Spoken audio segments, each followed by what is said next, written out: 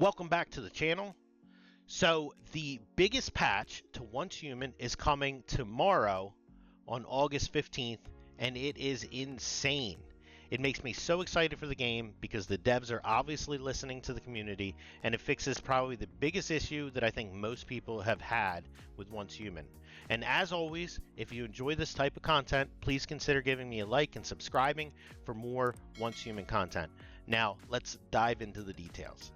We start off immediately with a new feature that I didn't even know they were working on. We have new animal ranching. So this is going to allow us to capture and raise most of the animals we find in the wilderness. So most animals encountered in the open world, including deer, wolves, sheep, wild boars, bears, rabbits, and crocodiles, can be captured and brought back to your territory to be raised. Even more animals will be made available in the future. Each animal has different habits and characteristics. You must build special housing for each type of animal and provide the appropriate food. Once an animal is tame enough, you'll be able to collect the skins or meat from them. Now, I'm thinking that this is going to be passive farm and you're not going to have to kill them, but we'll see. Some animals are aggressive by nature and can even help you defend your territory against deviant invasions. So this is really cool, but I hope they beef them up because a bunch of the animals really aren't that strong in their current state, so they're definitely going to need to do some tuning. And then finally, an upcoming September update is even going to allow us to breed animals to obtain rare and unique critters. So that's really cool. They've also revamped the fishing system. Another thing I had no idea they were working on. So a lot of people were unhappy with the fishing minigame, so they decided to revamp it completely to make it more intuitive. And then it goes on to read, the new fishing minigame is a battle between your stamina and the fish's energy. The tension on the fishing line is displayed in the center of the screen. You must reel in the fish as much as possible while keeping the fishing line from snapping. When the fish runs out of energy, you have successfully caught it.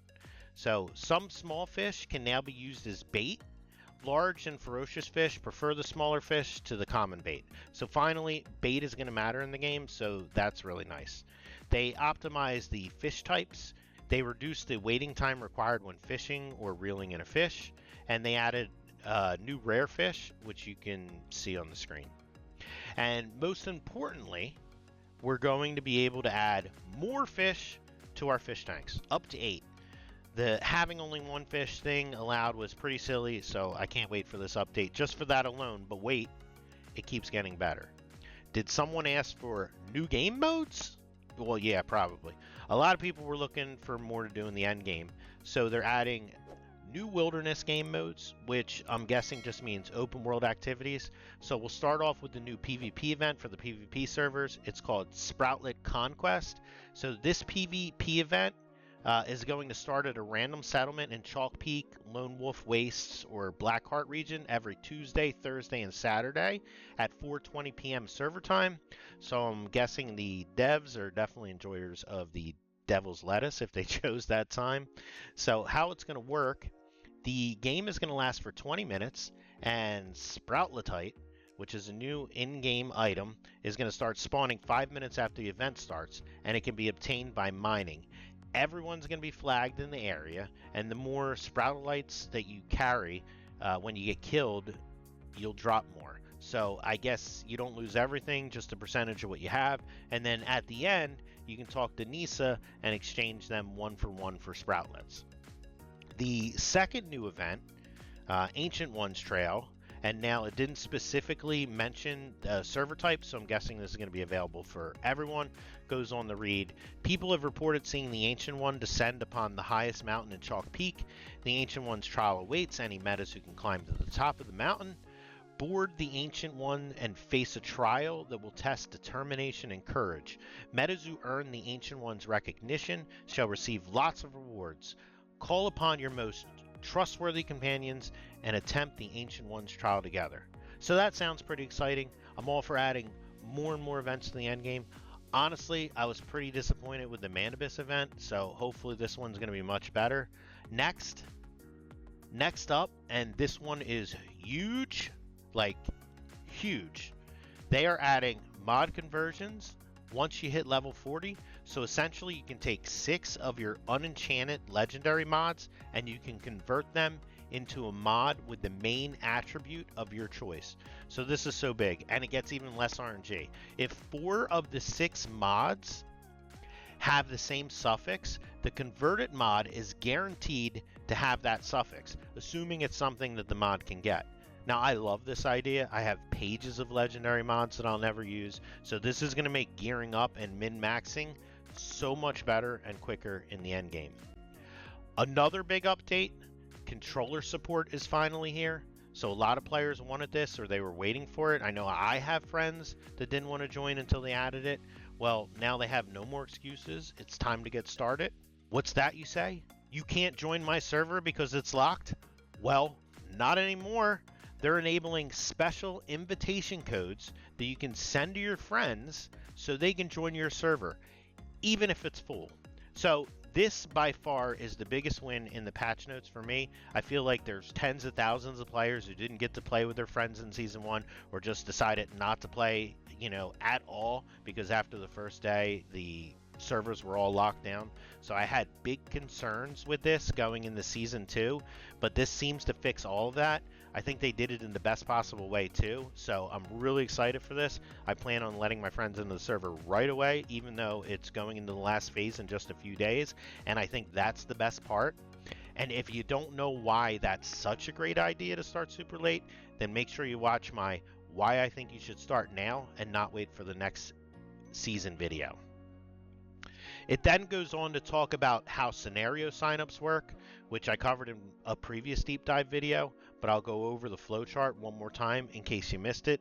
So essentially, you'll choose your server and your scenario, then you'll create your character, then you play the scenario, and then you sign up for the new scenario in the last phase, and then from there, you can sign up and head off to the new server, or if you choose to stay, the servers are going to stay open.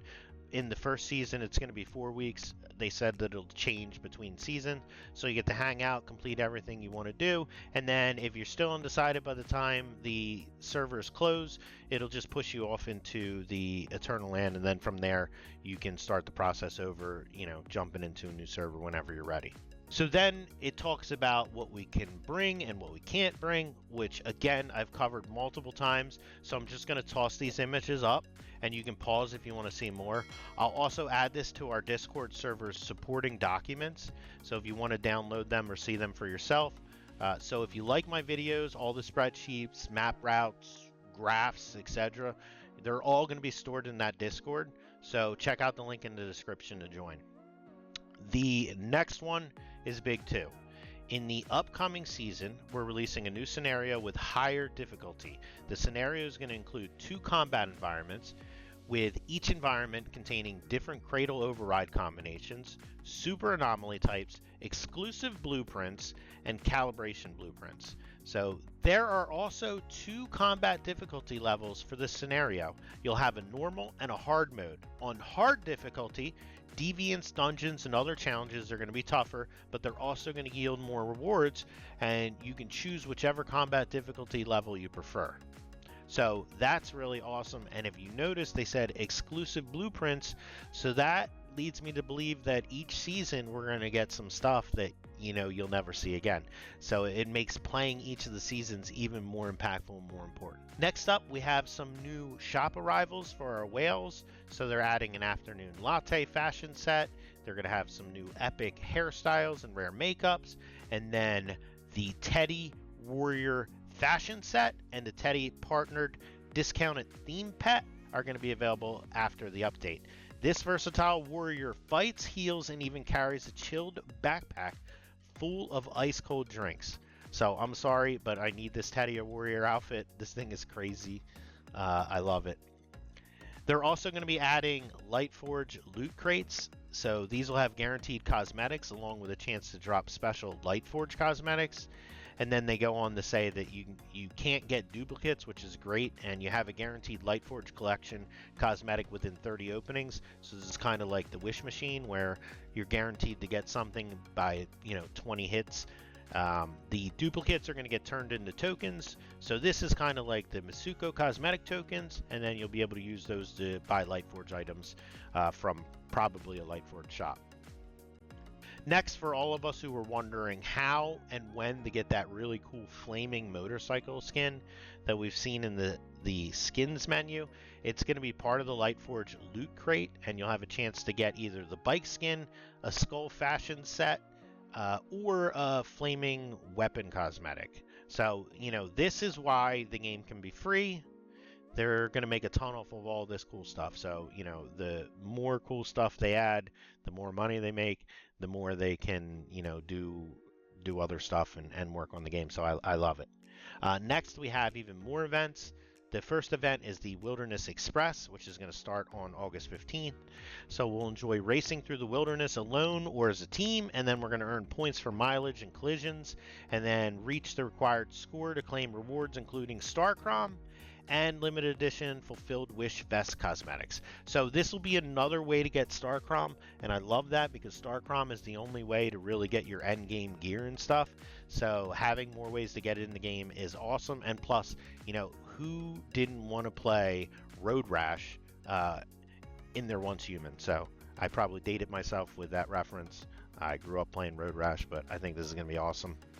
So the next one is called Secure on Site, and that's going to start on August 22nd. So during the event, we'll get to defeat enemies to earn loot crates, which may contain specimen cards, and we can collect the specimen cards and fill out the field guide to earn rewards. Then we get some gameplay optimizations. So for the Prime War, they've reduced the cooldown timer to 5 minutes. The Gatling cannons and turrets are no longer going to take up the same construction limit as other defenses. New time limits have been added for demolishing buildings and facilities, so after the fight you can destroy them and get your mats back. They've added new protection to the buildings to keep them from being demolished by other players once the boss phase begins, and they added an on-screen display of durability of the Staroid facilities. Next up we have Territory Purification. So they reduced the Deviant HP and the damage they deal to buildings, which is great because a lot of people had their buildings destroyed because they didn't watch my top 5 tips for purification, which again you can find on my channel. And then here they've optimized the tutorial task, anti-memetics. You'll now have to reach purification level 15 before you can take on this task, and I have no idea what this means, so we'll just go with it. Other adjustments, they've slightly increased the length of the high-level cargo conquest matches, and if a meta is defeated while carrying a chaotic cortex, the chaotic cortex is no longer going to drop as the stardust flowers, which you would normally, you know, drop when you die, but instead as a chaotic cortex model, so that it can make it a lot easier for other metas to notice. Another big improvement, the grid alignment system is coming that we talked about the other day in our deep dive video. So basically they're adding a new mode while building that's going to make snapping everything, especially roofs, much less frustrating. So I can't wait for that. I love building in this game, but there was definitely a ton of room for improvement. I'm sure this is just going to be the first step. Next, I'm just going to rattle off a bunch of bullets. When the season enters its settlement phase, your personal territory and your vehicle's mobile territory will automatically be saved as house blueprints for the new season, which we already talked about earlier. House blueprints can now save the wallpaper, building cosmetics. When previewing a house blueprint, you can now filter the visibility of facilities, wallpaper, and other content. Facilities such as brewing barrels and fuel refinements now display the correct input and output ratio. You can now easily disconnect electrical wires and water pipes from the wire water pipe management system, which we talked about the other day. Your backpack will now become invisible when interacting with certain furniture objects. So I'm thinking this is like, you know, when you sit down or maybe when you lay down, just so it doesn't break the immersion. When crafting gear, materials for semi-finished items will now be automatically added if you have the required quantities. So that's nice. I'm guessing this means that you're not going to have to like click on each one and then add them individually. Well, I hope that's what it means. Next, we have some Deviant optimizations. So basically in the second season, they're going to make Deviants harder, but also introduce new weaknesses that you'll want to exploit to defeat them. So this is going to be for the larger strongholds in hard and pro dungeons. The anomaly types are going to be Void, Phase, Balance, and Coherence. And then we'll be able to unlock specific types of damage or abilities through the new Cradle menu. They also beefed up the HP of some of the low and mid-level deviants in the novice seasons to make them more challenging. And then the great ones like the Ravenous Hunter, the Shadow Hound, etc. are no longer going to be considered deviants, so they're not going to be affected by any bonuses we have to deviants. Instead, they are only going to be affected by the great ones bonuses, which, to be fair, I thought was always the case. And then they optimized the blast radius and warning indicator for the Vulture Bomber. They improved the alertness and attack logic of Maniacs and Gnawers on higher difficulties. They fixed the issue where deviant corpses would still have hitboxes, causing them to obstruct the player's shots. And then we have some new combat optimization.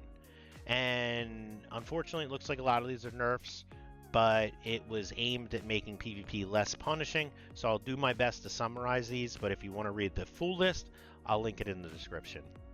So, Cradle trigger conditions, they adjusted for better balancing across different builds, especially in PvP. Deadly combo, the bullet effect damage boost duration was changed from 25% for 3 seconds after hitting a weak spot to 25% for 4 seconds after triggering the bullet's effects.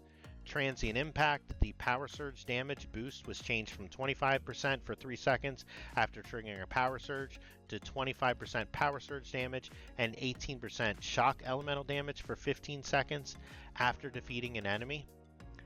The agility damage reduction went from 15% for 4 seconds after rolling to 15% weapon damage reduction and status damage reduction for 4 seconds after rolling. So the brawl boost, the human damage reduction changed from negative 20% with the effect halved after defeating a human player to negative 20% with the effect halved after damaging a human player. The old Huntsman boots, the weak spot damage boost was changed from applying the next bullet even if it doesn't hit the weak spot to applying only if the next bullet hits the marked target. Psychic Kid, the PSI intensity bonus was changed from plus 5% to plus 5% status damage. Health, the max stamina bonus was increased from plus 5 to plus 10. Run Fast, the movement speed was increased from 3 to 5%. Scourge, the attack multiplier based on lost HP, changed to melee damage increase based on lost HP.